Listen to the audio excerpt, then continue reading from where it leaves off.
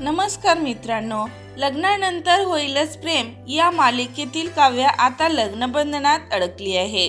परंतु लग्नानंतर होईलच प्रेम काव्या म्हणजेच ज्ञानदा रामतीर्थकर हिची लग्न झाल्यानंतर खूपच वाईट अवस्था झाली आहे. त्यामुळे ती सतत रडत आहे, कारण तिला प्रेक्षकांनी खूपच ट्रोल केले आहे. तर चला जाणून घेऊया काय आहे सविस्तर माहिती. काव्याला आता खऱ्या आयुष्यातील पार्थ भेटला आहे. ज्ञानदा आणि हर्षद आत्माराम यांनी शुक्रवारी 8 मे रोजी लग्नगाठ बांधली आहे. गेल्या काही दिवसापासून त्यांच्या लग्नपूर्व विधीची सोशल मीडियावर जोरदार चर्चा सुरू होती. ग्रहमक, मेहंदी आणि हळदीचे कार्यक्रम पारंपरिक पद्धतीने पार पडत होते.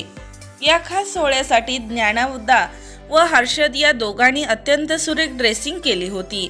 अशा या विवाह सोहळ्याबाबत काही चाहत्यांनी अभिनंदनाचा वर्षाव केला आहे, तर काही चाहत्यांनी ट्रोलिंग केले आहे. ज्ञानदा आणि हर्षद यामध्ये 7 वर्षाचा अंतर आहे आणि तब्येतमध्ये दोघांच्या बराच अंतर दिसत असल्याने प्रेक्षकांनी ट्रोल केले आहे.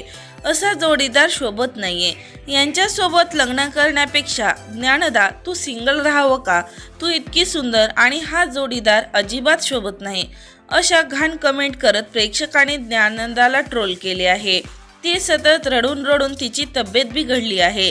तर मित्रांनो, या दोघांची गोड जोडी तुम्हाला आवडते का? लाईक कमेंट करून नक्की सांगा. तोपर्यंत धन्यवाद.